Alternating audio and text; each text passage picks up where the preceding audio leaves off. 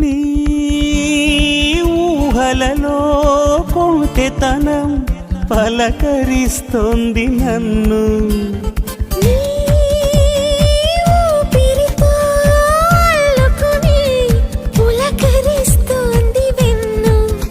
అలవాటు పడిన ఎద చీకటింత సరికొత్త వేకువై రావా.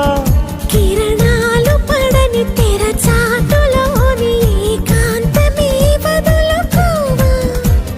నన్ను నేను మరిచేంతలా మురిపించకే ప్రేమ.